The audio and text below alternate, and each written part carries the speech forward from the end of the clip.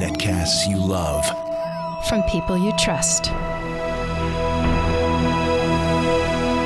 This is Twit. Bandwidth for All About Android is provided by CacheFly at CacheFly.com. This episode of All About Android is brought to you by lynda.com. Learn what you want, when you want, with access to over 2,400 high-quality online courses, all for one low monthly price. To try it free for 7 days, visit lynda.com/allaboutandroid. That's lynda.com/allaboutandroid. And by Gazelle, the fast and simple way to sell your used gadgets. Find out what your used Samsung, HTC, and other Android devices are worth at gazelle.com. And by 99 Designs, the world's largest graphic design marketplace. 99 Designs connects businesses seeking quality, affordable designs with a community of more than 295,000 graphic designers. Visit 99designs.com/AAA to receive a free Power Pack upgrade valued at $99.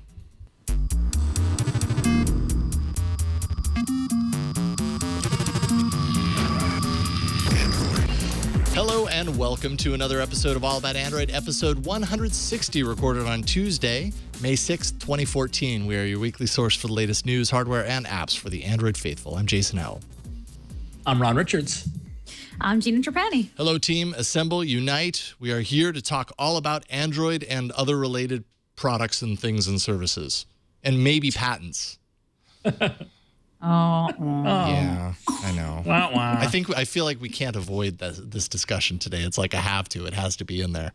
Wait, do we get patents and lawsuits? Yeah, it's gonna be yes. It's gonna be a top-notch news section. Let me tell you. Fantastic. When I saw the news come down, I said, "Oh, it's gonna be fun this week." Yes, tap dancing all over those lawsuit stories. But we are not alone. Joining us today is Noble Ackerson. He's the lab rat and founder at Byte and Atom Research. It's great to have you on board today, sir. Glad to be here. Yeah, it's good to have you on. We had Cecilia Abadi on months ago, and you work closely with her on your projects at Byte and Atom Research. Tell me a little bit about what you guys are working on right now. So Cecilia is the CTO. She is the person sort of running the show as far as product is concerned. And we're all sort of drones to whatever she wants to do. I'm just a visionary. But Sounds yeah, like a hierarchy I can get on board with. I like the honest approach as to how things work. You do know that Cecilia might actually watch this, right? Oh yes, I'm sorry. I'm just kidding. We work great. We're a distributed team. She's out in Southern California. I'm in Washington D.C. And we build a virtual fitness companion using wearable computers. Our first hardware partner was Google, and we launched on the My Glass Google Glass App Store a few months back. I've heard of Google. Yeah, it's a big hardware partner, I'd say. That is an awesome hardware partner, and we're humbled that they even give us the chance. So. Right on. Well, that's awesome. Well, it's good to have you on. You were asking before the show, you were like, what, it's great to be on the show. I have no idea why I'm here. And the reason that you're here is because if you go to Google Plus and you kind of, stir around the communities around Glass and Android, your name and your face seems to pop up a lot. And that's just probably because in my mind, you're one of the people that I see online always, like you always have Glass on. There is no question about it. You're a Glass or not. You're dedicated to the platform. And obviously you are, because Links Fit is kind of built around it. So that's why you're here. You bring that perspective, and we're happy to have you here. Thank you for having me. Absolutely. So this week we're going to be discussing, of course, the verdict of the Apple-Samsung patent case. Let me tell you, it's going to be a great discussion. It will be. It's interesting, I suppose. Amazon's smartphone is revealed in pictures. Paying for things with Google Glass. A pretty major Maps for Android update, and more. What was that? I think my screen turned off, and when it did, it decided to... You just bought something with your tablet. Yeah, I did that with my voice, didn't I? That's as easy Google. as it's going to be. Okay, Google, buy car. Oh! Did you see that Amazon cart thing? You can now add things to your cart from Twitter. Yes. Yes. Yeah. See, this is what it's all about. Our bank accounts are gonna get depleted very quickly. This is where we're going, huh? Yep. Digital tools disguised. They're actually cash registers. Good job, Brian. See? Very good. Brian has the $ transition at the ready. I could tell he's using it more and more. So in my mind, I can understand how his template works. I'm gonna replace you someday, Brian. Not possible. A lot of concern, by the way, expressed in our email and on Twitter about how you got razzed just a little too much last week, Brian. Oh, yeah. No big deal. That's just how me and Ron are, right, Ron? Well, you're a robot, so I don't really have to worry about your feelings. I have no emotions, which makes me sad. all those lights on your eyes, man. I know, it is kind of creepy. All right, hey, He's a very small shell script. You think a mere mortal could do this? No way. So let's get into it. Let's dive into the news. Oh, right, the news. Yeah. Thank you for being on top of it. The great $ transition, and then he blows the news back. Hey, you got to pick your battles. Yeah. Speaking of picking your battles, we've held back about talking about the Apple-Samsung patent trial that's been happening all month. It's been happening all month, and there have been people that have been covering it pretty darn well, I have to say. The Verge and Recode had some pretty awesome people on the story. Now the verdict has been reached. We might as well talk about it a little bit. The verdict is that Samsung was ordered to pay Apple around $125 million. That's down from $2.2 billion that they were seeking. It's a big difference there in damages related to 2 patents. Data tapping, which is things like making a call from within an email, so having some sort of like a phone number and launching into a call from an email, and autocomplete. Apple is to pay Samsung around $158,000, pretty small amount, on a patent that I was looking and I could hardly find exactly what it was, but it wasn't that significant as attributed to the number. And while it's a courtroom victory for Apple, obviously it's not the huge monster ruling that I think they were hoping for. But it is interesting to note that this trial focused almost entirely on software, not the hardware side of it. Much of the software in question could actually be attributed to Google's Android more than Samsung's touches. Things like auto-correcting misspellings as the user types, recognizing phone numbers in a block of text, make it actionable. A lot of these things are just part of Android, yet Samsung was kind of called to question from Apple. And Google actually has a stake in helping Samsung kind of work through these damages. It was revealed that, as part of their agreement with Samsung, if, this goes to court and the ruling is against Samsung, that Google is kind of going to help them pay the damages as a result of that. Do we think that Samsung's ever going to, or that Apple's ever going to target Google directly? Because it really seems like, I feel, in previous patent trial discussions that we've had about these similar stories, it always seems like these features and things that are in question aren't necessarily always the OEM's fault, but it's kind of the greater Android. But yet Apple's going after the little guys, and I use that in air quotes because I realize Samsung is not a little guy. But I don't know, Noble, do you ever think that we're going to see Apple target Google directly in one of these lawsuits? I would imagine if Google ever slips up and infringes on any existing protected IP on their Google Experience side, perhaps they may be ripe for a lawsuit. However, the way Android is sort of structured, it's going to be very difficult to go after Google directly because it's Android is sort of set up as a sort of a consortium of other partners, and it depends on how deep that infringement goes. I don't think Google's an easy target to go after. However, on the flip side of things, it's strategic for Google to be, for slide to unlock, for example, which is clearly sort of a borrowed quote unquote feature from Apple's features. That's sort of an add-on that Samsung brought onto Android, so that's ready for the picking. Sure. What do you guys think, Gina? Ron? $125 million Samsung has to pay. Is that about how much they pay for advertising for a day? Yeah, right. I know. Like the amount is just, it's paltry, right? I mean, that's nothing to these companies. The other thing that occurs to me is like, my app, detects if there's a phone number in a task and launches the dialer. Like, I'm like, this is what there's. I mean, this just seems like such a natural part of a phone app. It seems crazy.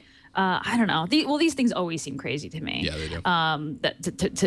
To sue one another about. But geez, I mean, if Apple wanted, there are lots of developers who have implemented that into their apps. Things like that. Launched a call from an app. Universal search. And get some money. Yeah. Mm-hmm. Well, I don't think their strategy is to necessarily, even though this is more software based and going after the software patents, I think their strategy clearly is going after somebody who's actually making phones and threatening their market share. I mean, yes, Google is the underlying basis behind that, but the moment, to answer your earlier question, Jason, will Apple go after Google? The moment Google starts actually making phones the way Apple does, that's when they do it. In the meantime, they're going to go after all the OEMs. Yeah. Do you guys think the strategy? I'm sorry. Go ahead. No, go for it. Take it. Do you think the strategy could be, pick out every single Android partner, and maximize profitability, obviously, if you win. So the chances of winning a lawsuit, spread over all the partners are higher than just going after one juggernaut, Google. Well, yeah. And the thing is that if they hurt the pieces that are helping make Android kind of hurt on Apple's market share, then they hurt Google in the process. I mean, and of course, they went after Samsung as opposed to going after HTC because who's spending more money in advertising, as Gina pointed out, who was showing an alternative to iPhones and iOS, and who was actually threatening, in terms of the number of devices that are being sold. That Samsung was the biggest target. If HTC had spent billions of dollars on advertising and everyone was walking around with an HTC phone and they had all this kind of thing and were a threat, the eye of Apple would turn on HTC. That's true. Yeah, it's true.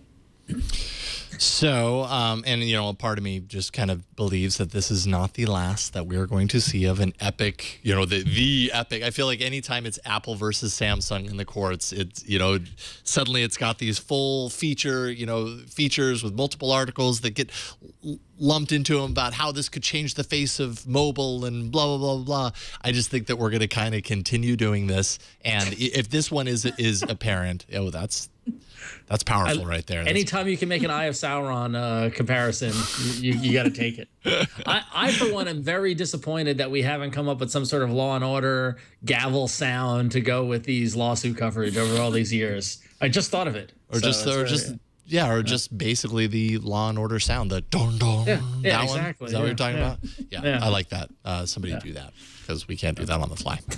But there we go. So that's one court case of excitement that you looked forward to tonight. But we have one more, don't we, Gina? Yes. In other courtroom news, a class action lawsuit brought by two consumers and a group of handset makers charges that Google is being anti-competitive with its mobile application distribution agreement. That's the thing that handset makers have to agree to in order to include Google's suite of apps and services in their Android device. The lawsuit seeks injunction against Google and monetary damages. Terms of the agreement included, as of a document from 2011 that was revealed in the Samsung Apple case, that those who want to install one Google app must install all of them on the device.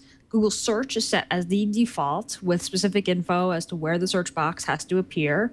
And part of the terms stipulate that Google will legally indemnify device makers for the use of their apps, as we discussed in the Samsung Apple case. Google's response to this, to Recode, was anyone can use Android without Google, and anyone can use Google without Android, referring, of course, to the Android open source project version of Android that anyone could install and use if their mobile distribution agreement doesn't work for their purposes. So this is going to be kind of interesting to see.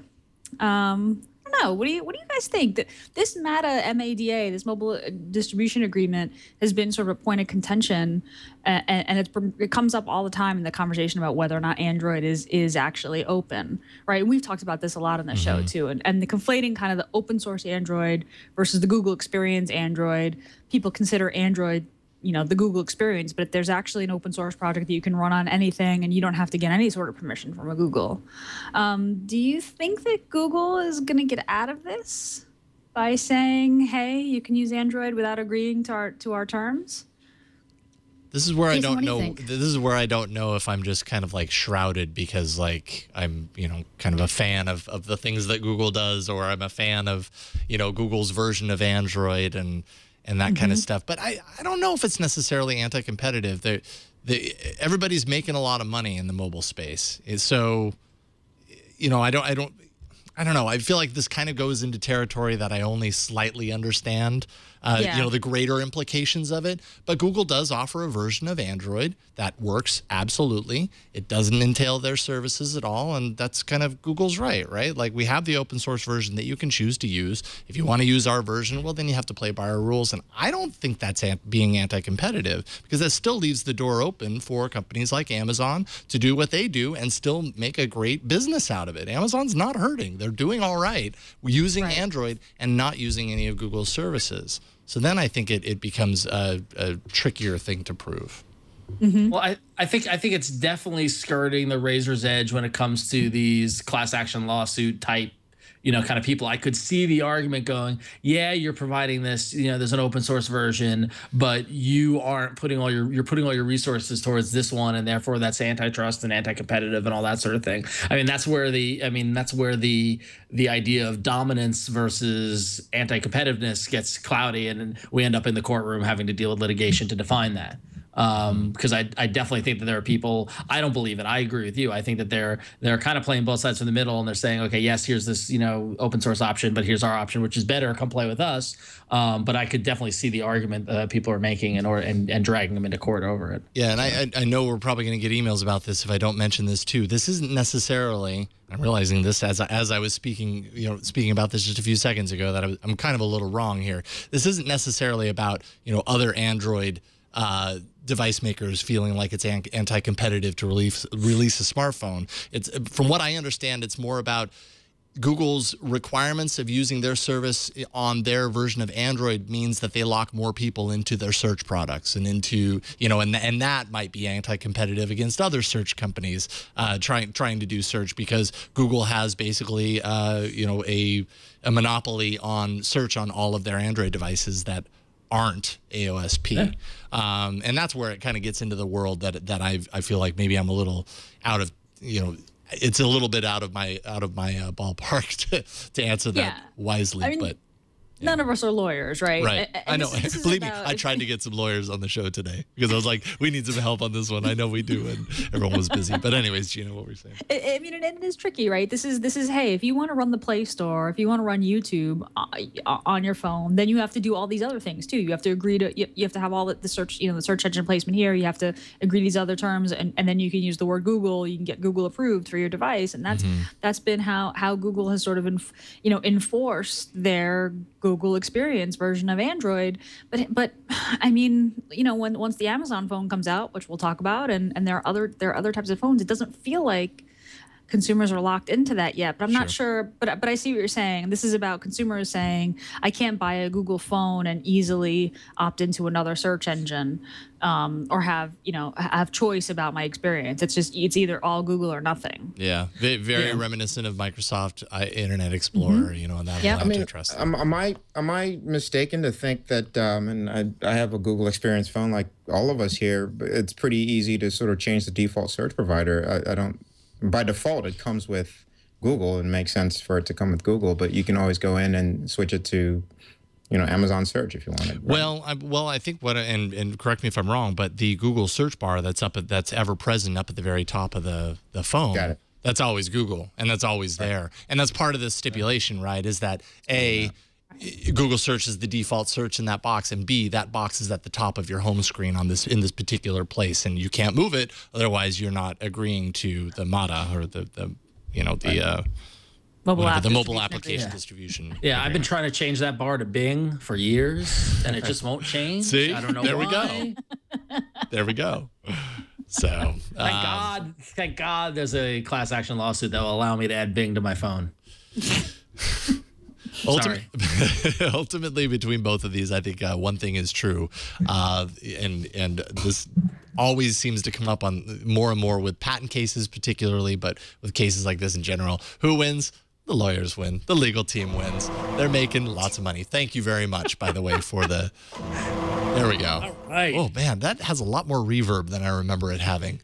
Yeah. It's a little muddy. Yeah, it's a Find a Chromie cleaner version. one. Yeah.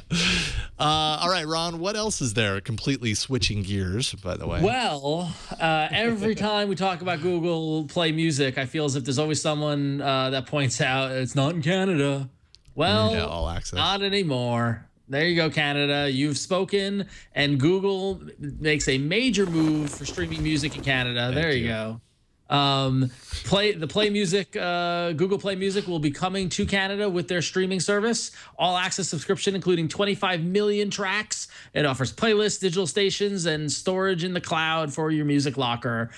This is particularly important because nobody else has broken into Canada for streaming music for two reasons. One, because of a lot of the royalty and contract negotiations around streaming music in Canada have been very difficult. Google Play Music is currently in the U.S. and Europe and Mexico, but nowhere but Canada. Also, streaming music hasn't really taken off in Canada due to the high cost of bandwidth, which I didn't even realize. I guess people in Canada pay a lot for their internet service, and so streaming music the way we do here in America so frivolously, we just data just flowing all the time. Apparently, becomes cost prohibitive in Toronto. Who knew? But so Google stepped up and they threw their weight around, and so now for $7.99 a month at the introductory price, and then $9.99 a month, Canada, you can partake in the music. So welcome. It's good to have you on board. Yes. I'm sure there are other Google services that you still don't have access to that we'll hear from you about, and we're very sorry. Hopefully, this is a sign of things to come. But is that true? I mean, have you guys heard that about the internet, the cost of internet access in Canada? I'd never heard that before, and maybe I'm just ignorant to it because I don't go to Canada. I didn't know about that. I just assumed it was as plenty as it is here. Yeah, the quote at the bottom of the article up on the CBC News was, Canadians pay amongst the highest online rates for internet subscribers on the planet. The last thing you want to do is running a streaming service on your internet device, your mobile device, 24/7. You won't be able to afford the bill when it comes at the end of the month. Those are some strong words. I still don't buy that though, since Google. I think the reason why I didn't get released was mostly because of the the deals and licensing agreements. Because with the with the streaming thing, Google could have simply just released the product without the radio aspect of it. And if you guys are familiar with Google Listen or Play Listen or whatever it's called, you can actually just pin sort of set it to only download music while it's on Wi-Fi, and then sort of have you sort of stream it locally when you're roaming and stuff like that. So. What is Play Listen? Is it a Chrome extension or what is it? It's just the Android app. Just the Android app. So I think. I see. The option inside Google Play. Yeah. Gotcha. The chat room is saying that apparently there are a lot of bandwidth caps in Canada. I'm seeing 15 gig cap, 60 gig cap. The prices don't seem that. I mean, someone said that I think the Canadian dollar is similar to the American dollar.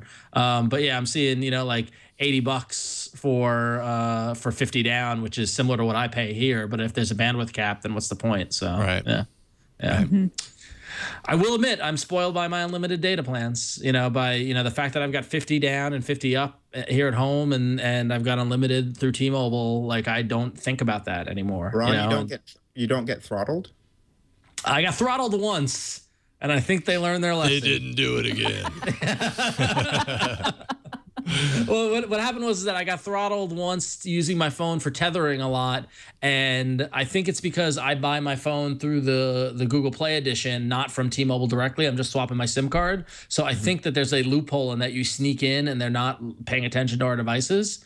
Don't knock on wood. I hope. And it was like a year ago that I got throttled when that happened. But I haven't been throttled since. But admittedly, I haven't been tethering as much, and so I haven't really gone more than 5 gig on my phone in a month in a while. So we'll see what happens in July when I hit the road. I'm going to be on the road a lot this month, actually, so maybe that'll happen. So cool. Yeah. Let's interesting stuff. Yeah, cool stuff there. Let's do an email, Ron. All right, got an email from Sean who wrote in and says, picking up off our discussion from last week, why does everyone pick on the rear camera on tablets? I use mine a lot, but not for snapshots. I use mine to scan documents to convert to PDF, or in some cases OCR and text on paper. I also use it for snapping notes on whiteboards or other people's paper notes to add to Evernote or Google Keep.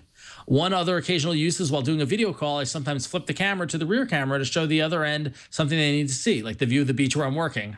Jerk. Once in a while, I fire up Google Goggles to snap a barcode or a QR code, useful for adding two-factor authentication for Google Authenticator. For some reason, using smart tools, I can use the camera as a magnifying lens, which is awesome on a 10-inch screen. When I was deciding between a Nexus 7 and a Nexus 10, the back camera was one deciding factor for myself that weighed heavily in the decision of going with the Nexus 10. So, Sean, those are great uses for the rear camera on tablet that I never even thought of, and you're absolutely right. And it shows that that's why they put a rear camera in your tablet, so good on you. But Sean does say, he says, that said, those folks that hold up their tablets to snap a photo opportunity of Obama passing by look ridiculous, and I agree. Very good. It's when I see people with tablets at concerts taking pictures. Oh, it drives me crazy. Why take a tablet to a concert, though? That seems like... Well, who's got a tablet at a concert? I mean, seriously. Come to San Francisco and go to the Fillmore. That's true. Yeah, we live in a strange area of geeks. That's true. Or go to Disney World. I was in Disney World and I saw people walking around like zombies with their iPads taking pictures. Yeah. I suppose the best camera you have is the camera that you have on you, but yeah, exactly. What I like to do is I like to hold up my tablet and watch the concert through the camera. Oh yeah, because then it's like the whole show. Yeah, exactly. Yeah. This is a Louis C.K. bit waiting to happen here. It totally is, but it's so true. Like you're at a show, and maybe not with a tablet, but with a phone, and you're tempted. You're like, man, I got to get video of this so I can remember it later. And then you spend the whole song there videotaping the concert and staring at your viewfinder. You realize you only half heard, you didn't actually watch the show, and then when you play it back later, it sounds like crap anyways. So what's the point? That's I used to take one of those little not a flip camera, but the little Kodak ZI-8 to shows because I'm like, I want to get at least one or two songs on video, that way I can remember it and all that sort of stuff. And I did that for about a year and it was fun, but I found myself that I was missing the song. Yeah. And I don't want to see it. I don't want to see a video of me rocking out, my hand moving because I'm on the camera. So now when I go to a show, and I'm going tonight, you'll probably see, if you follow me on Twitter, you'll see it. I'll take one picture at the beginning of the show to be like, hey, I'm seeing this band, and then I put my phone away and I just enjoy the music. So because you know what?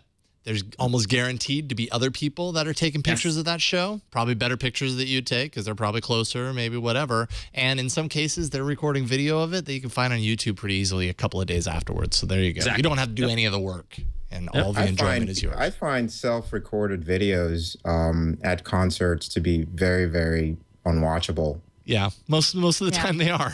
With the sound blown out. Yeah. In my defense, some of the videos I took were pretty decent. That Kodak ZI-8 had a pretty good mic. I mean, like I spent a while looking for one because I couldn't take video with my old phone because the sound was blown out and awful. But like I was actually surprised you could adjust the mic level and you could get a decent sound out of it. And I've got a couple of concert videos that I'm really glad I took. Yeah. But also my arm holding the camera up would hurt. So it's just I'm better off just not. So because I'm old. Yeah. Don't hurt your arm. Don't hurt your arm, Ron. Yeah. Save the arm. Yes. Save Ron's arm. Someone in the chat room says 2 words: GoPro head strap, and nope. Nope. What about Google Glass? There you go. I was gonna say, Noble. Have you taken video of concerts with Google Glass? Does it work out okay or? No, I don't. I'm not a big take videos at concerts guy, but I did do Cherry Blossom Walk, and I did notice a lot of people with the tablets and phones and stuff like that. And while I was just walking around and talking to myself, telling my face computer to take pictures. So, there you go. Yeah. Who knows which is the better situation there. Oh, hey, who is this? Hey, I was at that show. Is this one of yours, Ron? I found it on your YouTube stuff. No, I favorited that. I was at that show, but I didn't. See, there you go. You were at the show, didn't have to record the video. Boom. Yeah. All right. Let's pull ourselves out of the weeds a little bit here and thank our first sponsor of today's episode. That would be Linda. Love Linda. At lynda.com, there are hundreds of courses on web design, development. You can learn just a ton of stuff. Linda's a fabulous place to go when you want online learning. They have just a ton of videos there on all different technical topics. And you can go there and you can learn things that you never knew how to do, or maybe you know how to do something and you want to learn how to do it better. That's what Linda's all about. You can learn everything from web fundamentals, mobile development, to creating a responsive web design, user experience.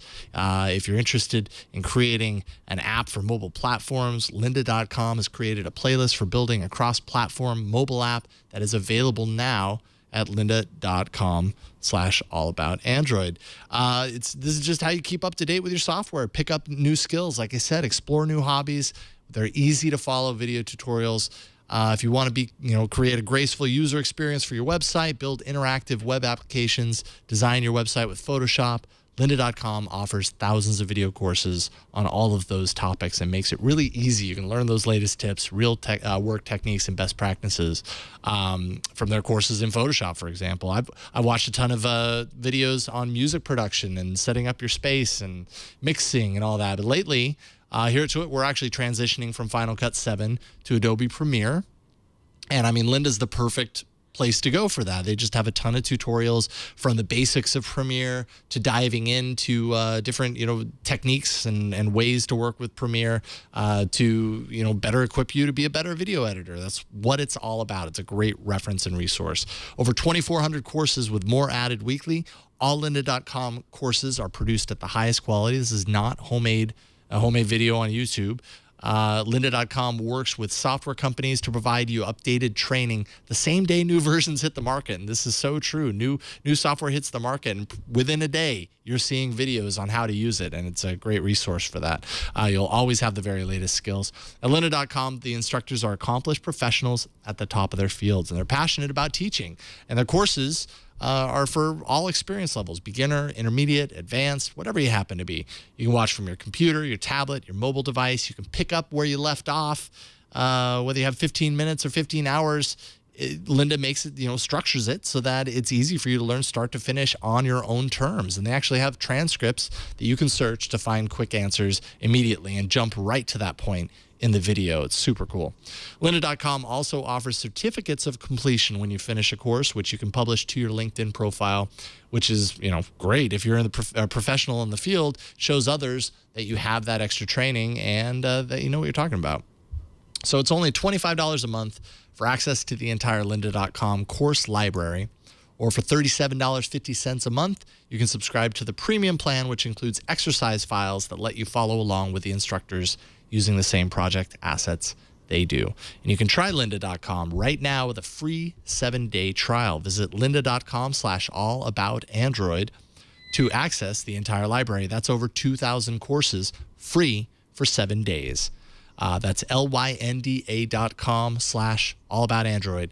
And we thank Lynda for their continued support of All About Android. Fantastic stuff. Go check it out. Of course, when you're done watching this show, then go watch their videos. There we go. All right, let's get into hardware.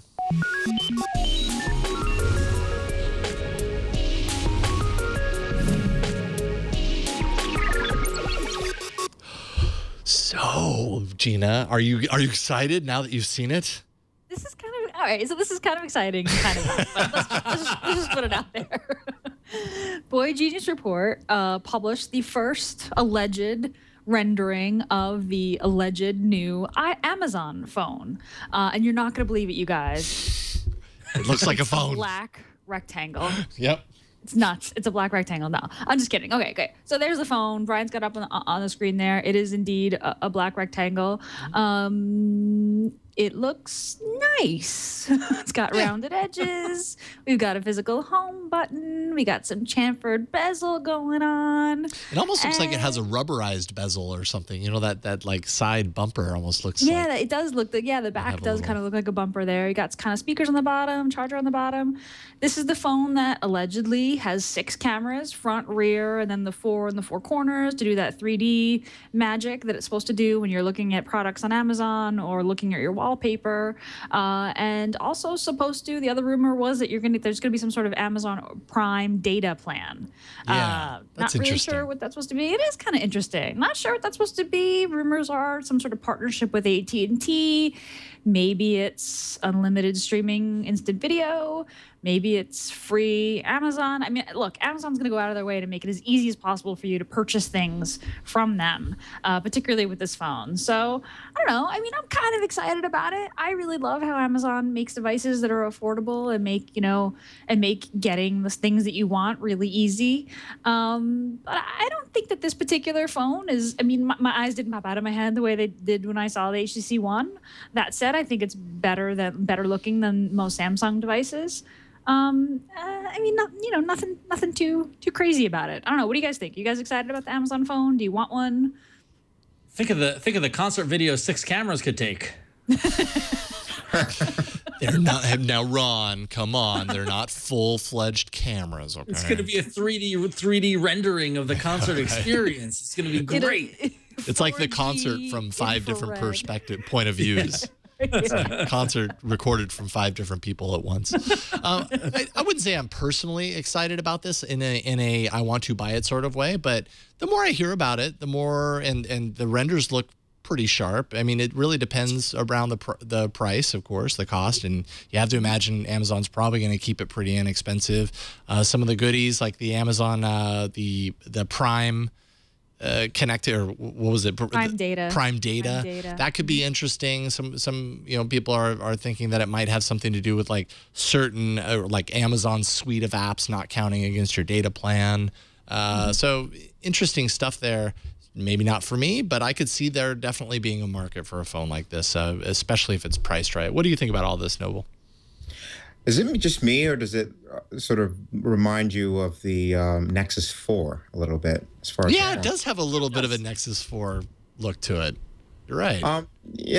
As far as I've never really, it sounds very weird to say this on the show, I've never really been mesmerized by little black rectangle thingies. As long as they make phone calls and I'm able to sort of access all the apps that I'm already invested in. The last phone that I was super excited, there are a few phones that I've been super excited about. One was my Trio 700W, it was Windows 6.1 or something, and my OG Droid, and of course the Nexus line of stuff. But that's pretty much it. I'm not really invested in the Amazon ecosystem, so it's going to be hard to sort of get me to, repurchase some apps that I'm sort of addicted to. If Amazon was able to successfully pull in the Android enthusiasts, Amazon would be doing something crazy and right in a completely different way. But that's absolutely not their goal, right? They're totally not. Yeah, I tried casting the Good Wife from CBS.com to my Chromecast, and it was like it was a nightmare. So I was like, all right, I'm gonna get it on instant video. Wait, yeah. Yes, I purchased The Good Wife on Amazon Instant, and I was like, I'm going to cast this. And I had to disable Silverlight, and it falls back to Flash. I mean, it was just like, it was so hard. And it was like, this shouldn't be so hard. There should just be an app. Like, there's an app for the Xbox. There's Amazon streaming apps everywhere. And it's just so hard to do. And I just feel like I would use it so much more if it was easier to work with my Google stuff, with the cast and Android. Gina, all they want you to do is download to go out and purchase the Amazon Fire TV. You won't have all these issues. That's true. And buy the Fire tablet or whatever it's called, and you won't have those issues either. So, but I just want them to take the Kindle approach. They did it so right with the Kindle, which is like, get this everywhere, regardless. And I just feel like if they did the same thing with Amazon Instant, I would just watch it so much more. Anyway, okay, sorry, that was my. Well, and their devices could still be tailored around their services in a closer integration. Just because there's an app that works on all Android devices to stream your videos, for example, doesn't necessarily mean that an Amazon device loses all of its value. It certainly gets them more action. More people would love that don't have Amazon devices, and they definitely use it. There are tons of Prime subscribers that are not running Fire anything. So that's a really, really good question. Why they won't do that? Why they're so hell bent against making just a straight up app for Prime Video? I mean, there's got to be rationale, boardroom rationale for some reason, and who knows what it is. But but the question you posed earlier, Jason, which is if Amazon wanted to do something to get the Android enthusiasts, wouldn't that be something? What would that be? Well, that's what I mean. Like, I don't see that happening. Right. I don't even know. But regardless of that happening or not, like, what would it take? Would it take just having a Prime Video app or supporting Chromecast, or like what could they, if they wanted to come in and say we're going to take over Android and we're going to compete with Samsung and all that sort of stuff? That's I mean, I'm like, I wonder what that is. Well, it would not be what they've been doing, in the sense that they're locking Google services out. Like, I think the Android enthusiasts, the people that watch and listen to this show, by and large, buy into the Google ecosystem, and that's a big reason for the power, the influence of Android and why they identify with it. And I don't see Amazon doing that. That just doesn't make sense. Ron, to answer your question, what would it take? I have an idea. Perhaps they should go the route of the Amazon experience and sort of OEM partner with the guys at Cyanogen and Motorola, or and just sort of join forces and have hardware manufacturers put the Amazon experience on other devices. And maybe that's what it might take, because people might be first excited about new hardware opportunities to sort of hack on and stuff like that. So I don't know. Yeah, it's fascinating. So. But I think the phone looks nice. I think I didn't look at it and go, oh. You know what I mean? Yeah. Like, it has a nice look. And now that you mention it, Noble, it totally does remind me of the Nexus 4. The more I look at it, there's something about the kind of the back and the curve of the sides and everything. It just it definitely has a Nexus 4 quality to it. A little less sparkle though. So Motorola has a new phone that they say is made to last and priced for all. It's going to launch at a London event on May 13th. That's next Tuesday. Not sure if that I guess that would be before the show. So hopefully we'll have all the information about this then. Could be the successor to the Moto G, possibly a version that runs LTE, possibly even less expensive. Or it could be the next Moto X, or it could be both, actually. Moto Maker posted a page with the next Moto X, and it's called Moto X Plus One. There's no pictures of it or anything like that, but they kind of, if this is to be believed, that this was on the Moto Maker site, Moto X Plus One, I suppose that could be a code name, but I could see that being the name of the device. So who knows? We might find out more about the successor to the Moto X, which I guess in my mind kind of makes a little more sense, because the Moto X has been around for a little while now, and I'm sure people are wondering what the next step is now that Motorola is kind of away from Google. AFG, as they say.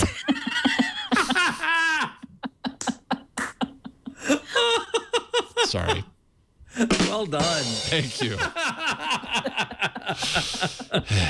All right, so there you go. Moto X Plus One. Excited? Moto G, a little less expensive, something that's more accessible, priced for all. What do we think of Motorola's strategy? So Sunit, I think his name is Sunit or Pony or something like that on Google Plus. He's one of the Motorola senior engineers. Mentioned he was going to India and posted that publicly. So I'm guessing, a low cost, different market, perhaps available in this market, but for sort of low barrier of entry will make sense. I think it's a great thing to sort of get Google experiences in the hands, or Android rather, sorry, in the hands of as many people as possible. Sure. And Moto G was a great phone. I mean, we got it for my mother-in-law. She loves it. It's like, it's definitely the phone that's like, if you want a really good low-cost phone, that's the one. So I think that's a good strategy. I think it worked for them, and I think it makes sense that they would continue down that road. I hope that they can do it well. AFG. We will see. Oh, that's funny. Ron, what about LG? Speaking of G, you can't. Speaking of the Nexus 4, you can't forget about the LG. That old LG just keeps on kicking. Yep. LG announced about a week ago that the LG G3 would get unveiled on May 27th, but we've got leaked photos that show the phone, so you can get a sense of what it's going to look like, as well as we've got some specs that have been leaked. Those leaked specs are showing that it's going to be a 5.5-inch QHD display, 16 gigabyte, 2 gigabytes RAM, or a 32 gigabyte, 3 gigabyte RAM version, 3000 mAh battery, 13 megapixel rear-facing camera with image stabilization that we also saw in the LG Pro 2. So the LG G3 is gaining some speed. We'll see if these leaks are confirmed on May 27th, but that phone looks a lot like an LG phone. So, and quick turnaround on that one, because the LG G2 had a lot of buzz. You know, Chad, our technical director at the time, gave it a scalding review and got a lot of pushback from people saying, "Hey, what are you talking about? This is actually a fantastic phone." That was September, if I'm correct. And they're already, you know, coming right out of the gate with the next one. So, well, maybe LG agreed with Chad. Maybe so. It does look a little chromier on the back from that screenshot. Yeah, it does. It sure does. I think it looks nicer, actually. Yep. I like that. Well, we'll see. We'll find out on May 27th. So there we go. Don't have to wait very long. All right. And what about the OnePlus? We have an update. Smash your phone. Smash your phone. OnePlus One, the company that, you know, had that whole marketing thing where you smash your old phone and you get OnePlus One for $1. We talked about it last week. We weren't huge fans of the marketing push anyway. Well, they contacted the 100 winners of their Smash the Past contest. And they added an option for those folks to donate their device to not smash, but to donate their device to the nonprofit team Medic Mobile, which takes those phones and puts them in the hands of healthcare workers in remote areas of the world.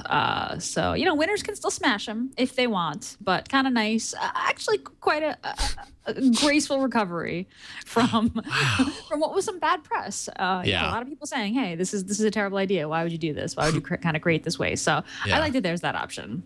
Still concerned they didn't think of that before they launched the contest, but hey.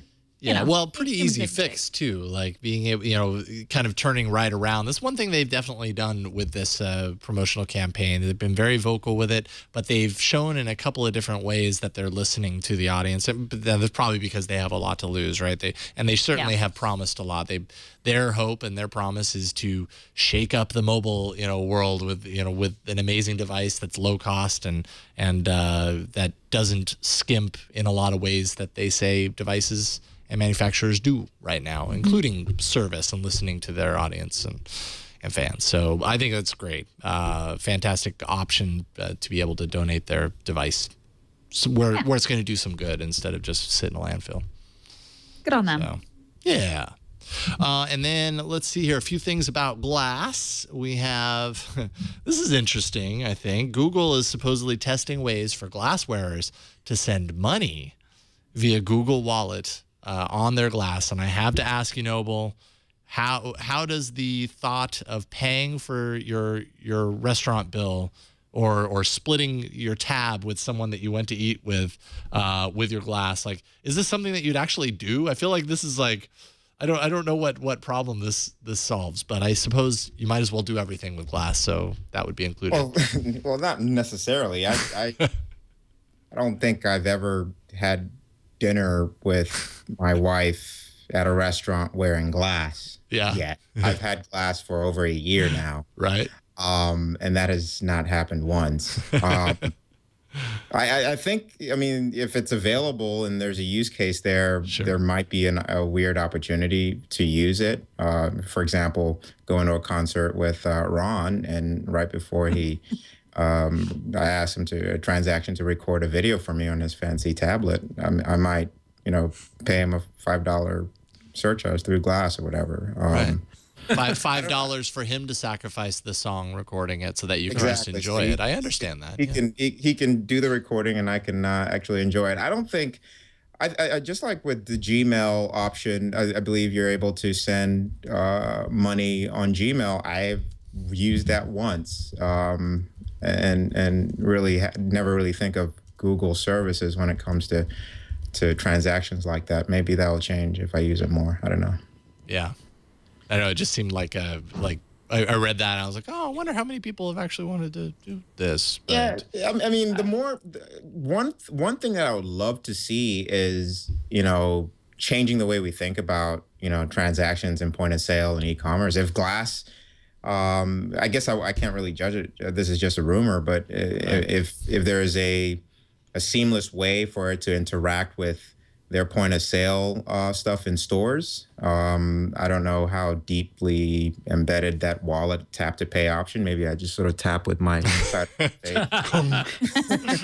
No, but that's a really good point, though. Changing the way we think about paying. I mean, like, so there have been these aren't glass apps, but there have been two apps that have changed the way I've looked at paying. Like the Square app, where I forget which, because Square's got so many different things, not the Square Register, but the Square like wallet app. There are places here in San Francisco where I can pay via that, and I never take my phone out of my pocket. They just see, they're like, oh, are you Ron? I'm like, yeah. Like, pay by Square? I'm like, yeah. And it connects, and I can do it, and then I just sign for it at their tablet, and then it works. And then also, I think I talked about it on the pre-show or during the show, but there's this new app called Cover, which allows you to split restaurant bills with other people at the table, and you just tell your waitress, oh, I'm paying with Cover, and you never see it, and then you pull out the app, and then you can specify the tip, and it all pays and takes care of it. I like ways that challenge the paradigm. So maybe Google Glass is another way of, with Google Wallet, as a way of changing that. It all boils down to the interface, and then also that feeling of security that you're not giving your money away to a stranger,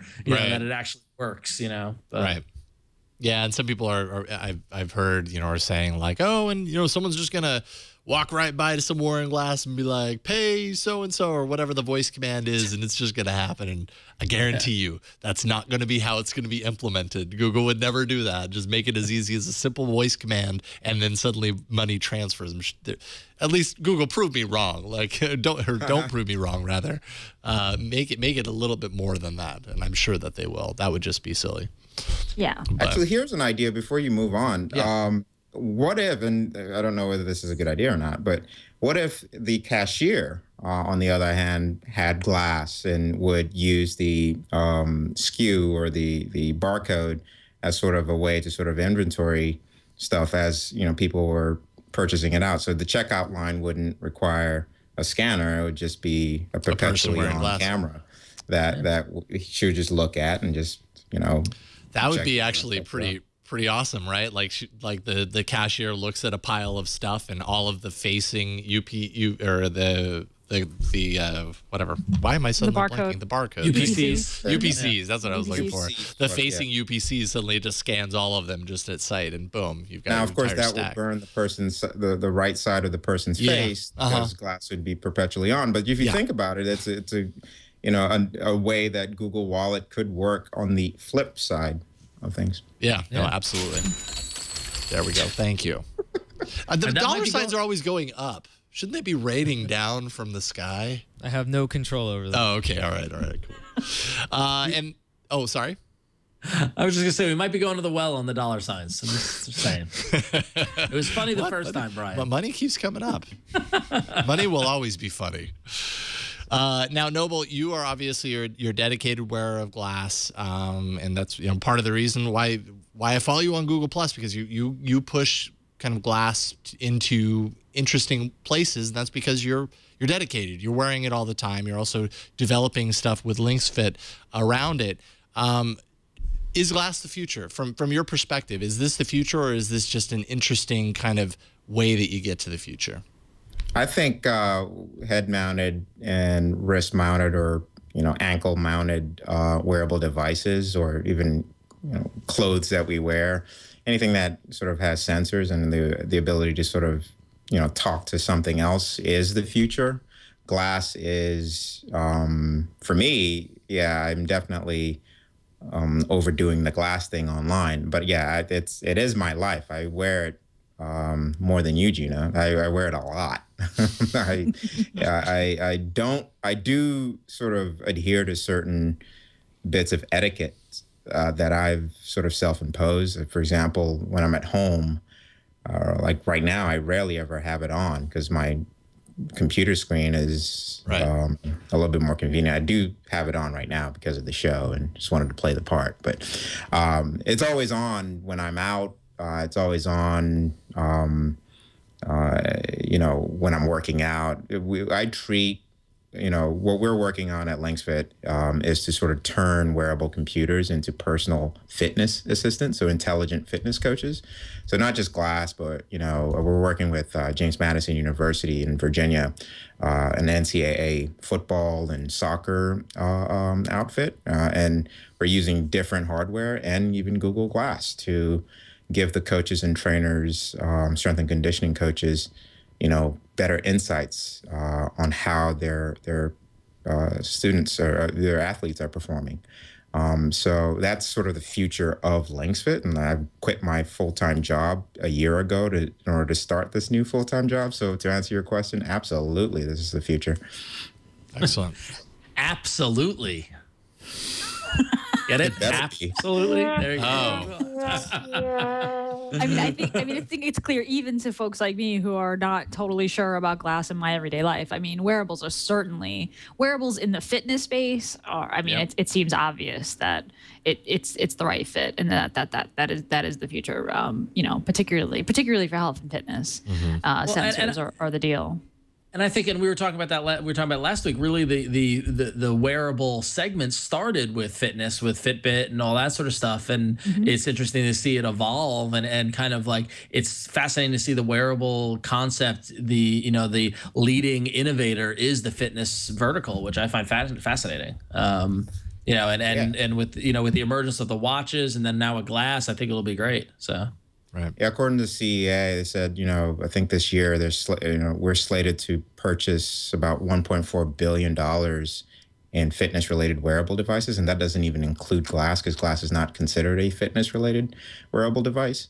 And so that sort of goes to your point, Ron, and actually is sort of baked into our vision as well. We're saying, we're not going to build yet another wearable device in order to prove our concept. We're going to go to where you are with your Android Wear watch or your Google Glass or your insert, whoever is doing some other thing. As long as they expose the hardware to us, we can sort of do something cool with it. And we are actually also working with, Android Fire, the Amazon Fire TV and Chromecast, for example. We demoed sort of sending the glass video to TV so you can enjoy your P90X, but still get that coaching from the sensor, the motion that we're capturing.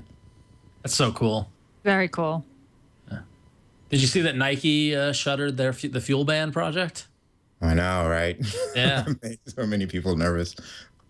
Well, I just thought that I think that's just less about the vertical and more about Nike. That's what I think. I mean, because clearly that was a product that people loved, and if they couldn't make that work, I think that's more has to do with internal problems than actual. The product was flawed. So. Yeah, I had several friends who were like, "What?" when that happened, because they just love their Fuel Band. Yeah. So I mean, they never released an Android-based. Just to bring it back to Android, they never released an app for Android. That's why I never really checked it out. It was iOS only, correct? Yes, yeah, that's right. I really don't understand the strategy of shuttering the hardware. There's rumors that, they're partnering with Apple, and Apple is coming out with something, so they bowed out and cowered in fear or something. I don't know. It's just a rumor. Yeah, well, the Apple-Nike partnership, I think, is part of the reason why there was no Android app. So that could be it. Oh, yeah. I've never thought of that. Yeah. And there are the rumors that Apple's developing a watch, so who knows? Maybe there's some sort of element to that, but yeah. So. I heard that on Secret. Don't trust anything you hear on Secret, except the things that end up becoming true. Secret could become one of those places where you can just simply spew any rumor and it's going to get picked up. Yeah. But so far, they've been batting above 500, so I guess. I don't know about Secret, but that's for another show. Yes. Sorry. No. To derail. No, I could go on about Secret, but I'm not going to. All about Secret. Yes. Our new show, All About Secret. All right, Ron, take it. Let's thank a sponsor. I want to thank Gazelle for sponsoring this episode of All About Android. Are you thinking about getting the new HTC One or maybe the Samsung S5? Did you just get a new Nexus 7 tablet or a Moto X? Well, Gazelle wants to buy or use Samsung, HTC, and other Android devices. You can lock in your price today and send it to Gazelle when you get your new one, because Gazelle's offer is good for 30 days. Gazelle makes selling your used gadgets fast and simple. Just go to Gazelle.com, that's GAZELLE.com, and find your item. Tell Gazelle the condition. They'll even buy broken phones and tablets. Get a risk-free offer for your gadgets and free shipping, and then you'll get paid fast by check, PayPal, or get an extra 5% with an Amazon gift card. Go to Gazelle.com now and get your offer for your used Android or Apple or any other brand product. Some benefits of Gazelle: you get paid in cash.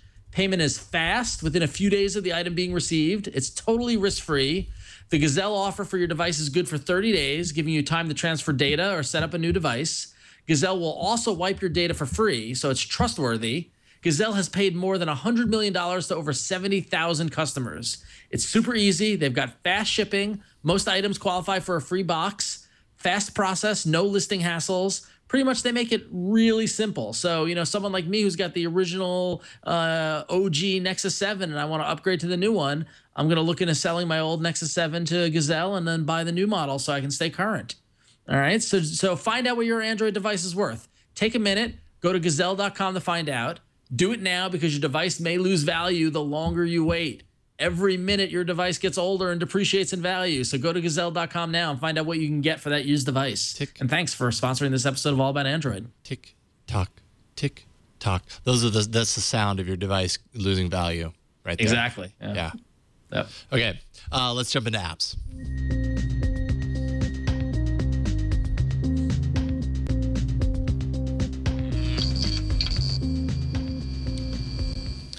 All right, navigation. I love if a maps update comes out, I like immediately scramble to try and find it because I love maps. Yeah, maps are huge. Well, I mean, maps is such a big way we use our devices. This is a really significant maps update. Google Maps for Android and iOS. Not that we care about that. But okay, a few new things that you get. Lane guidance tells you which lane you need to be in order to make the upcoming turn in navigation. Very nice. Save maps to use offline when you're leaving for a destination, going camping or going to be someplace offline. Yeah. Very nice. Yeah. Better filters for finding businesses when you need them. What bar is still open? When's the last call?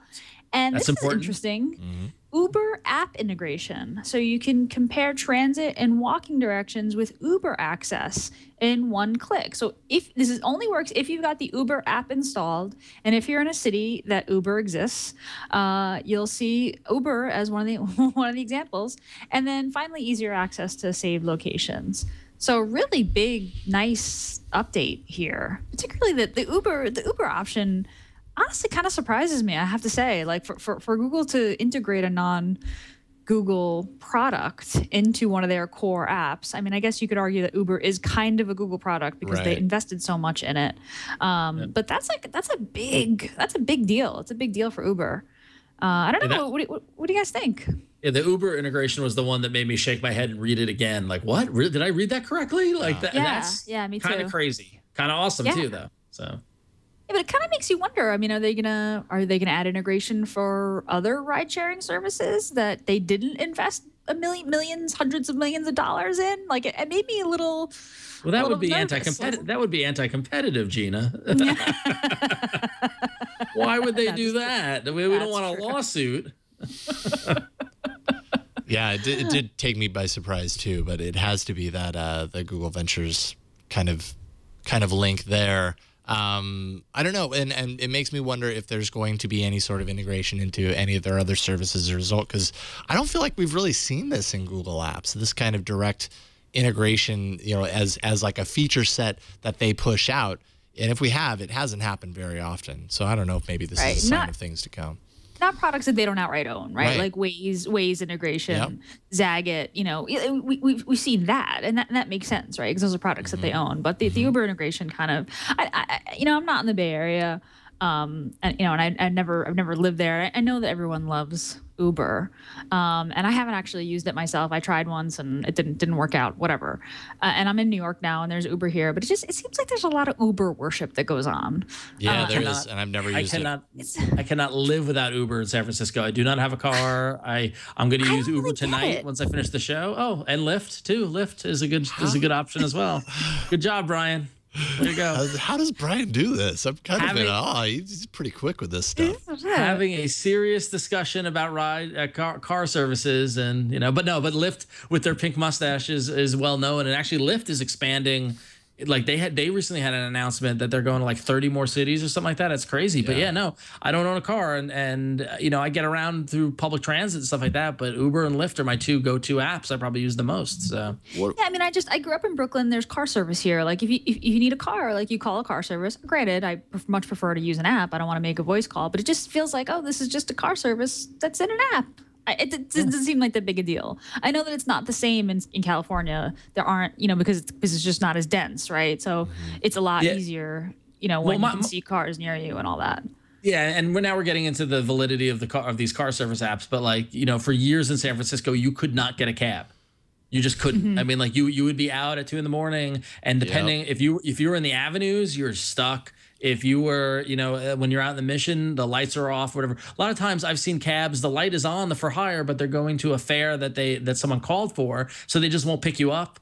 Like it was like from 2007 to 2010 or so, it was just miserable. And then Uber came along, and at least me and my peers, stuff like that, we all started doing that. I haven't been in a cab in ages. Now, when I go back to New York, it is so easy to just hold your hand out and a cab shows up, and now you can pay with a credit card in the cab. It's not as there, and then it becomes down to a fare aspect. Whereas, you know, can I get a cheaper fare from a Lyft or from an Uber or a cab? And that's kind of, you know, that's usually how I make my decisions on how I use it. But like I was in Chicago, and I was at a big convention at the McCormick Center. If you're familiar with Chicago, the McCormick Center is not really that, you know, downtown in any capacity, right? And there was a huge cab line. I just opened up Uber, and a car came pick me up, and I skipped the line. So it's kind of it depends on what city you're in and what your needs are and where you kind of are. But you know, New York doesn't really make sense, but San Francisco, it's a gold mine. LA, it's great. Seattle, it was great. So, what about DC? Are these services in DC? These services aren't too welcome in DC. There's a lot of issues regarding Uber in DC. Yeah. I know Taxi Magic is sort of was founded here as a competitor to Uber, and they sort of partner with taxi cabs, and it's an app, and it works similarly. But yeah, they I don't know. Uber I've only encountered and used in the Bay, and frankly, I find it just as expensive as taking a cab in some cases. So I don't know. But it's easier. It's more convenient. Anyway, I didn't mean to derail the conversation onto the validity of Uber, but it was just surprised me that integration into Google Maps. Yeah. I guess it's useful. I mean, if you're trying to get directions, you know, so transportation to a place, and you have the option of transit, local transit, a cab, or driving, walking, or I guess Uber, it should be interchangeable, though. I think we all agree there. Mm-hmm. Well, yeah. If you think about it, it goes down to that minimizing the number of clicks. Like, for example, like I'm standing on the street. I know I'm meeting my friends at this bar. I'm going to go to Google Maps to find it. And then, okay, great. I know the intersection it's at. Now I need to exit out of Google Maps, load up the Uber app, call a car, and then tell it. It's so much easier to just say, boom, take me there. You know, so that integration is kind of interesting. And it's the idea, like also it's similar to like seeing a phone number. Going back to what we said earlier, seeing a phone number in a web page and just tapping on the phone number and then launching the phone app. Mm-hmm. All right. You know, it's that minimizing the number of clicks. And if that's, you know, if Google ventures it back to Uber a lot and they can test it, now the question is whether or not they can support other services. Will they offer this to Lyft? Will they offer this to Sidecar? Will they offer it to Taxi Magic? Who knows? Mm-hmm. Now, I think lane guidance is the best feature, in my opinion, with the rollout. Oh, yeah, no, totally. Cool. That's a feature that a lot of people have been wanting. It's kind of saying this is the last, you know, thing that standalone GPS devices have. The navigation doesn't. Now it does. So that's going to make a lot of people happy. Absolutely.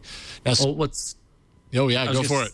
I was going to segue. What's also going to make people happy is the update to Google Now, or the Google Search app, which added a whole bunch of interesting, possibly creepy features, but for you car-minded folks. So now it will remember where you parked.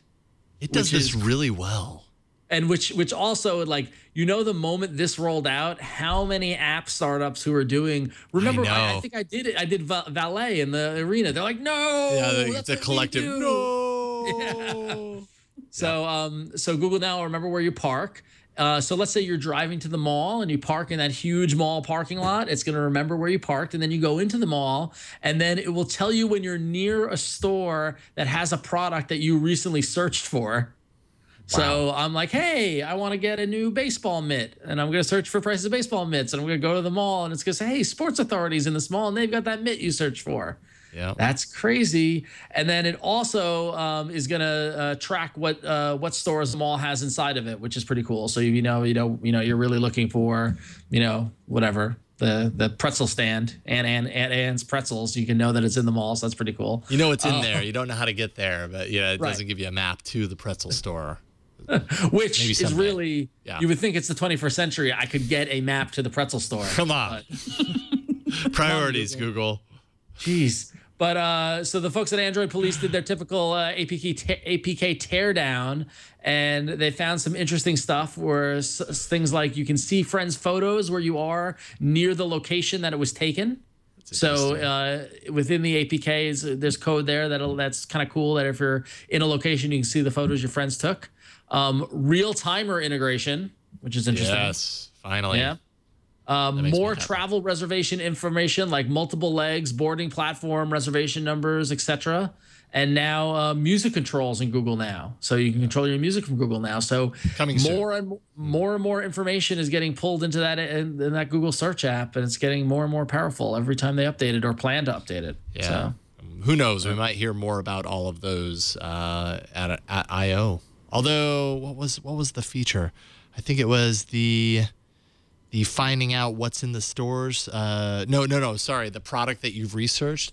That was revealed by Ron Amadio a year ago on Android Police in an APK teardown. So that tells you right there kind of an interesting kind of the lead time, the amount of time that it can take. That was a year ago that he discovered that, and now we're just seeing it. So, so they have a lot of stuff in the works, obviously.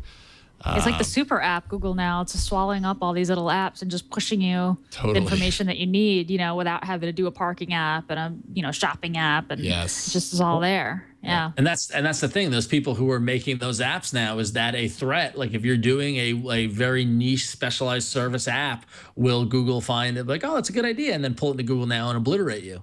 Yeah. Well, yes.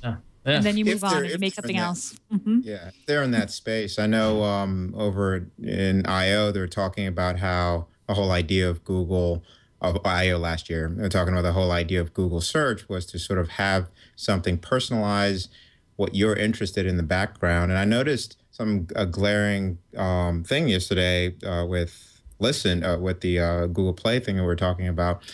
Listen Now is actually a feature. So the radio feature that you pay, I think, $5 a month for, also is doing the same thing, where it's personalizing stuff in the background like Google Now does, and then sort of just every time you log in, it gives you something, an album that it thinks you like or you've searched for in the past. It's actually very interesting.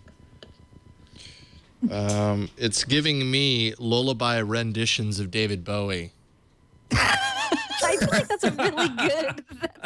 That's kind of awesome. Good. It's Yeah, great, Jason. that kind of works. There we go.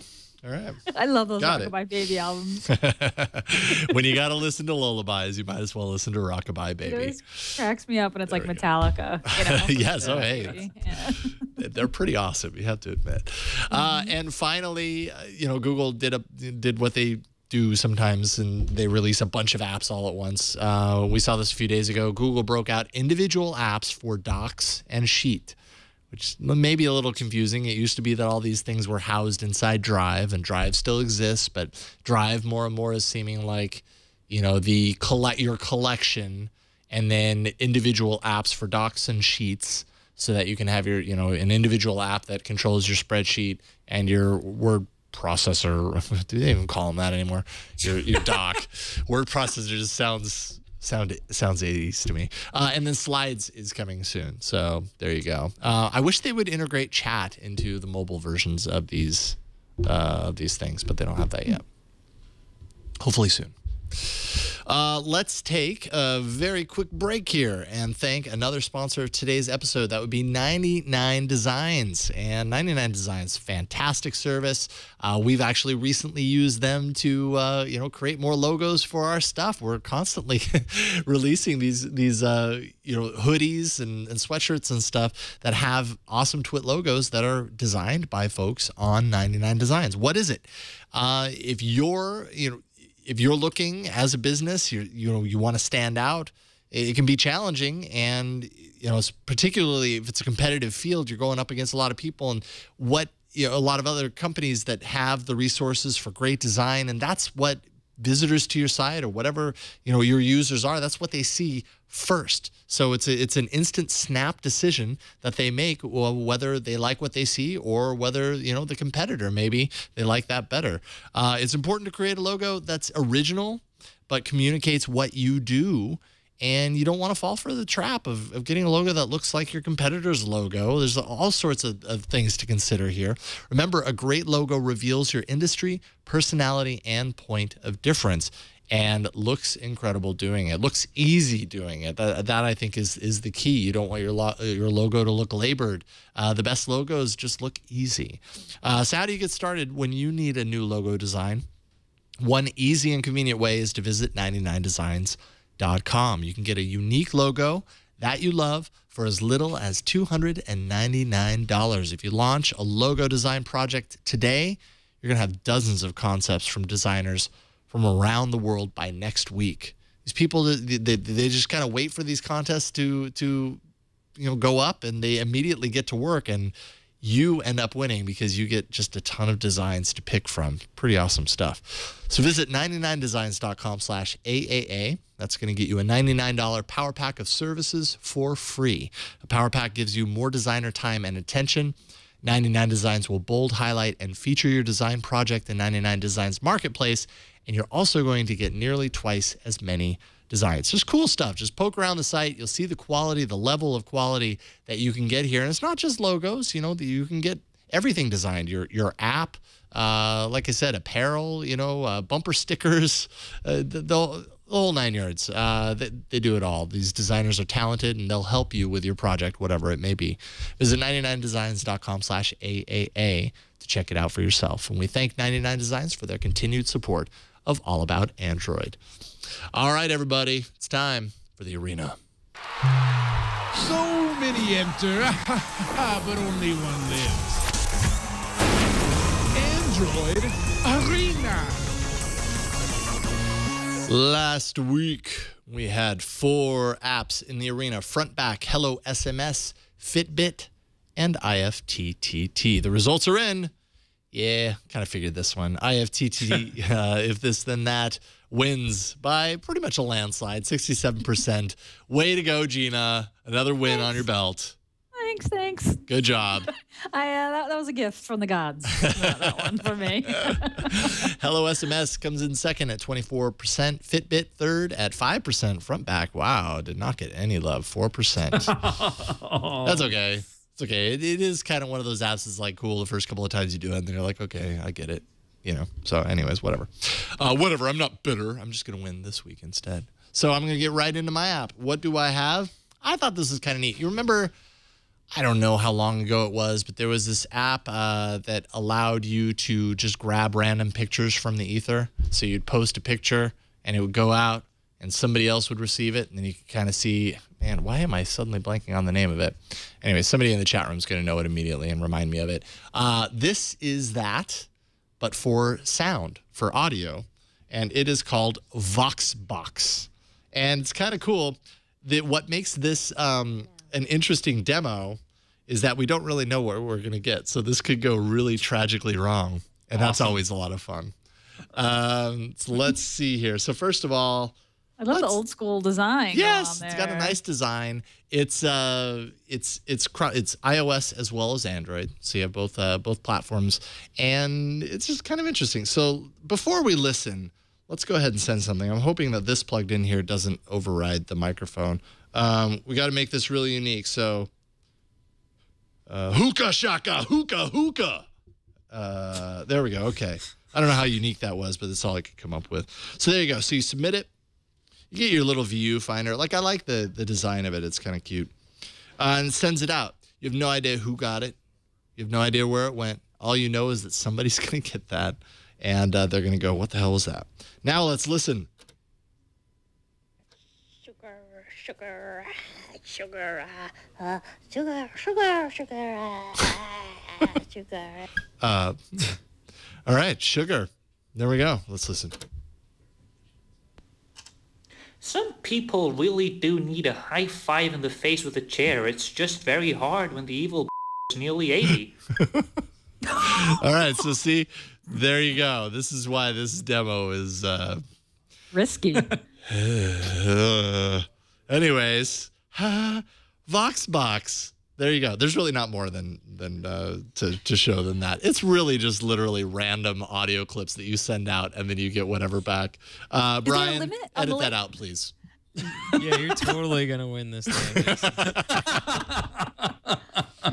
All right. Well, hey, you know, I tried this a couple of days ago, and before the show, I didn't get anything that was not safe for work. So of course it happened now, but whatever. Of course it did. Is there a limit on the length of the clips that you can share? I think the limit is 6 or 8 seconds, so it can't be a super duper long one. But yeah, so it's got to be short and concise, and you know, potentially offensive. Hopefully not, though. Preferably offensive. I guess so. If you're not doing a show, sure. If you're doing a show, apparently this is the best app to show off on the show. But there it is. It's VoxBox. It's with 2 X's in both, so VoxBox. And I don't know, kind of interesting. I like the design of it. I like the kind of the old school graphical UI of it as well. But and it's super early days for this app. I think there's like less than 100 installs on it that are reporting on the site. There's probably more than that, but it just isn't showing it yet. So I don't know. Fill it. Oh, it was Rando. Rando was the picture one. Rando, yeah. Rando, yeah. That thing was wacky. It was send out a random image and get one back and everything. What I'd like out of this, note to the developers, and this, I don't know how people would feel about this, but if you could do the thing where you record people's reaction with a camera, like, they got to be okay with it. They got to agree to it. But then at least as a sender, I get a little bit of satisfaction, right? Like, I do something really goofy and off the wall, and then later I can log in and like see how people reacted to my thing. That would be pretty cool. You know what? There's actually, I hate to say this, but there's an app that does that.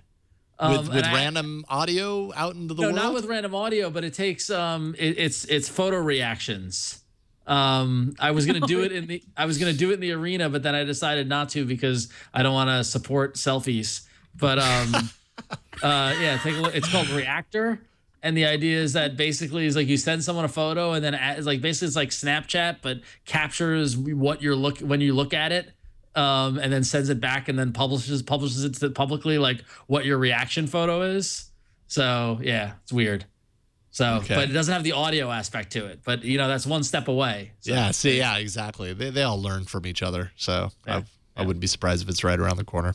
Yeah, there you go. Probably not going to win, but I thought it was neat. No pictures of anybody's junk in that screencast. So and you know what? You're not going to get any pictures of anyone's junk in VoxBox either. You just might get an earful.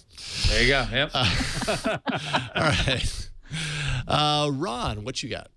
All right, so in this age of mobile phones and devices, one thing we have learned to do is express ourselves through selfies and things like that, and photos and all that sort of stuff. There's a lot of photo expression going on, but not as much writing expression. And I came across this app, which has been available on iOS for a while, but they finally ported it over Android. It's called Notography. And basically, it's Instagram for words, if I had to sum it up. You can utilize their platform to type thoughts or ideas or anything that you might have, and then you can apply tons of graphic design templates that they've had amazing artists and designers develop for them to give your app kind of a look and feel. That's not the app, Jason. Oh. Yeah, that's a different app. Oh, there we go. There we go.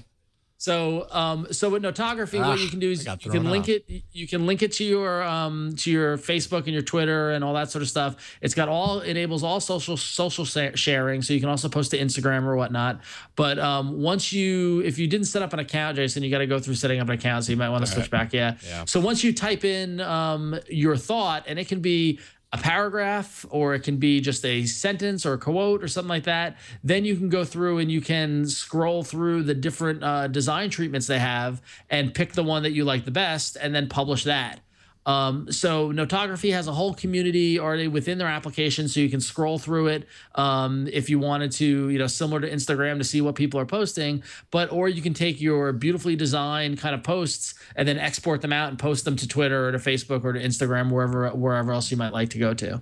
So it's real simple in that regard. It's basically Instagram for words. They're adding new designs and new type treatments all the time. A lot of the designs have different variations. So it's a basic design template, but you can change the color or the or the background or whatnot. I did one, so maybe we can go to mine so you can see there is a web component. So you can see posts. You can share them on the web as well, which is pretty cool. So you can see here. There you go, Brian. I'll give you this one. I just did this one earlier. It's very boring. But you can see here that when you go to it on the web, it shows you the text that you typed in. It shows the design, but then you also see a whole bunch of different kind of reactions people might have on the web and whatnot. So the app is pretty neat. It's well designed. Design is a key thing for it. It's all about graphic design and kind of celebrating graphic design. Again, you can see I went very, very simple. But if you are a fan of, whether it's Wired's design or way back in the day, Raygun, or if you're a fan of the Helvetica documentary, you'll definitely want to check out this app because it's a way to have fun with type. So it's called Notography. It's free in the Google Play Store. So check it out. Very cool. There you go. And what are you looking at right now, Brian? Is this kind of like the online gallery? Yeah, this is their Explore option. Oh, okay, cool. Yeah. And all this stuff is accessible within the app. So yeah, sweet. There you go. It's Notography, but it's Notegraphy. Yeah. So Notegraphy. Notegraphy. Yeah, something like that. So there you go. And if you want to go to the Google Play Store, the video is the video they developed for iOS. So it's actually got an iPhone, so it's not Android, but it's got a lovely British person narrating it. So there you go. All right, cool. Like that sort of thing. I do. Noble, what you got? I have Endomondo. It's a fitness app, surprise, surprise. But it's actually one of the first fitness apps that I, sort of started using when I, started really working out a couple of years ago. And what makes it unique is it's actually the highest rated distance-based running app. So it competes against Strava. One thing I like about it is that it actually allows you to sort of send pep talks to your friends. If you have a few of your friends on there, it has a nice way to sort of motivate your friends just by sending a little bit of text to it. It's very, very simple to use. It has a calendar. One big sell for me is that, if you're listening to music while you're running or walking, it actually sort of gives you the regular map like all other running apps, but actually tells you what track you were listening to at whatever milestone that you sort of changed pace. So in my case, I always get the whole, oh, wow, it's the Miley Cyrus or Wu-Tang Clan at mile 5, stuff like that. So I think that's pretty cool. I do listen to Miley Cyrus and Wu-Tang Clan right next to each other. Very eclectic. Understand. That's why your workouts are unique and effective. Exactly. So, cool. Well, I'm quickly realizing that because I have absolutely no data in here, it's not the most dynamic. It isn't the most in-studio show, but yeah, the Play Store has the goods. Yeah. So, for example, the calendar. You're able to sort of see, sort of an overview as to when you last worked out. And actually, I should mention, it also tracks, you can manually input like regular weight training apps. If you're not using LinksFit to work out, because it's clearly a better app, our app is, this is definitely a close second in my book. Awesome. That is Endomondo Sports Tracker, and that is free as well, right? Yeah, that's free. Free and pro, but definitely try out the free. Yeah. Awesome. Cool. Endomondo Sports Tracker. Endomondo. Cool. Good pick. All right. Now, Gina, now you get to show off the app that I launched into when Ron was talking about his app, because they're both named, well, they both start with the same 3 letters, so you can understand why I was thrown off. It's okay, Jason. It's okay. You had a rough demo. We'll give you it. Hey, well, yeah, you're right. I did. Okay, Gina, what you got? You could show us how to set it up, and then we might have to look at the Play Store for actual data, because you kind of have to have it running for a bit to have data. Anyway, my app pick is called Notify. Notify with an exclamation point at the end. That's why I'm saying it that way. Notify. It's like Yahoo.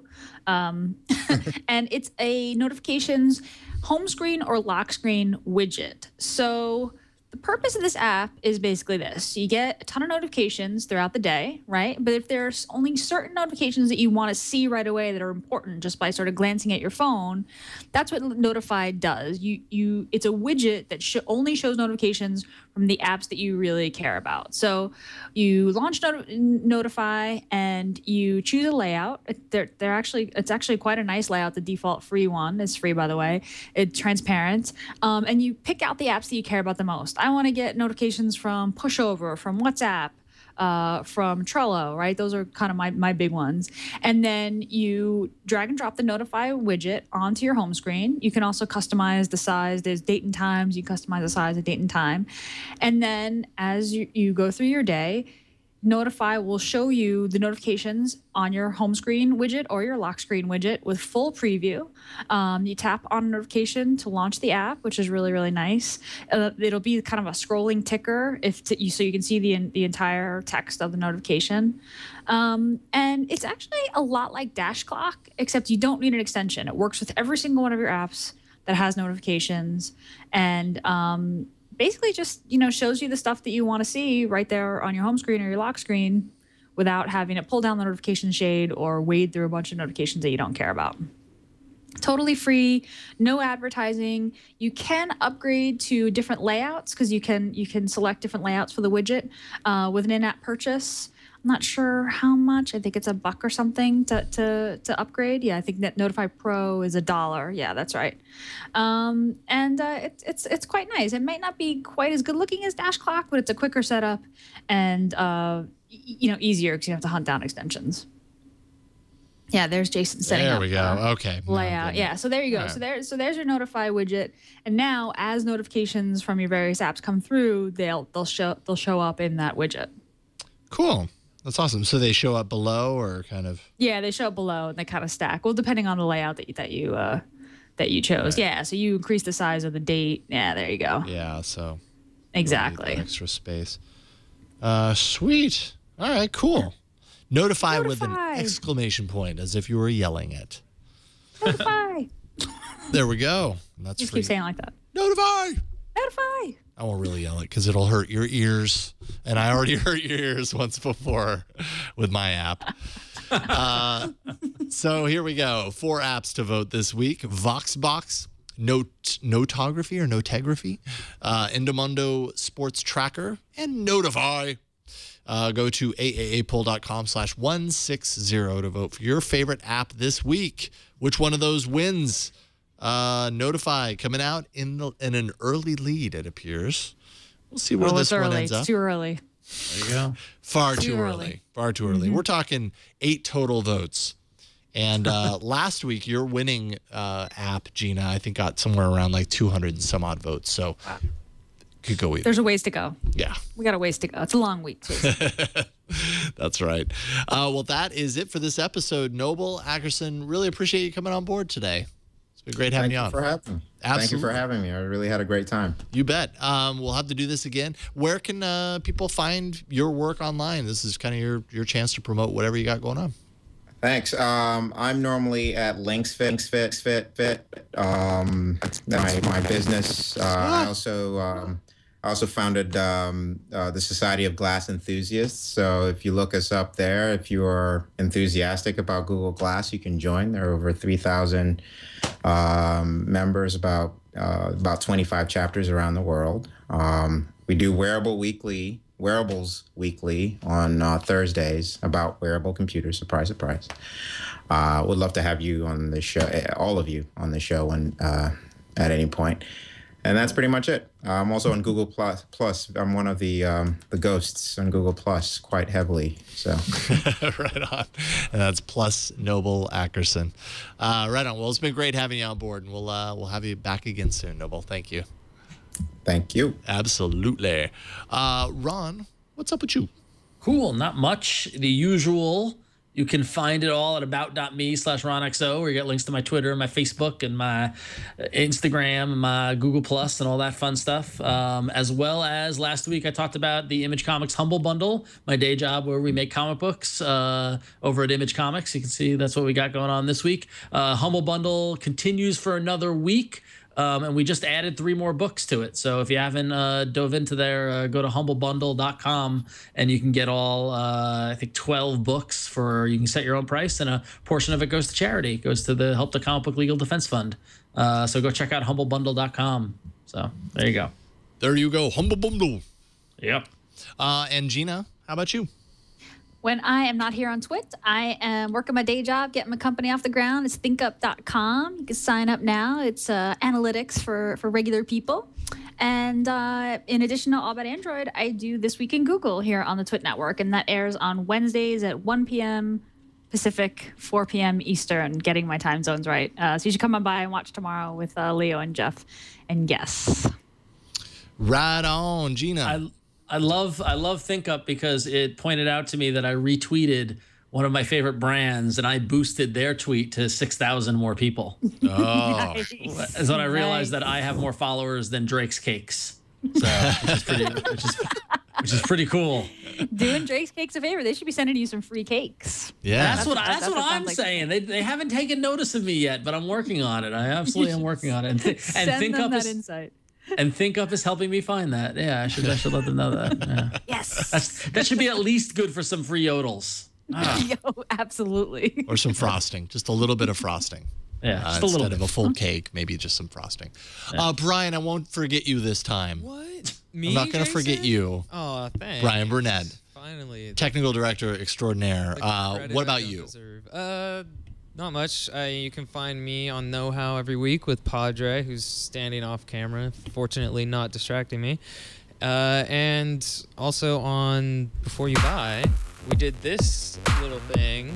I had some coworkers. The Street Blaster isn't trying to imitate a larger system. Whoa. It's Yeah. listed at If you're having interested 1,000 in watts, a giant, but not really sure. a giant speaker thing that is It does ridiculous. have very loud You can check that sound. out on the website. I had to get some help to do it though. It's too bad you guys don't have fun at your job. Never have fun doing this stuff. So. Yeah. What about you, Jason? Well, you can find me at about.me/Jason Howell. Follow my musical exploits at yellowgoldmusic.com. Been kind of quiet there, but I've got some projects working right now. And yeah, that's about it. Thank you, chat room. You are awesome. Thank you for always turning up in large numbers in the chat room and being the brain that I left at home. At least I can only speak for myself, but you guys are awesome, and thank you for always participating as much as you do. But that is it for this week. Leave us a voicemail, 347-SHOW-AAA. You can send us an email at AAA@twit.tv. You can find us on Twitter. We are at Android Show. We're also on Google+. Just search for All About Android there. You'll find us in the community, as well as an account, but mainly the community. We also have a Reddit, which kind of informs what we talk about on the show. That's twitaa.reddit.com. You can find show notes and past episodes all the way back to the beginning at twit.tv/AAA. You can also find all of our episodes on YouTube and iTunes. And we're live every Tuesday at 5 p.m. Pacific, live.twit.tv. That's it for this week. We'll see you next week on another episode of All About Android.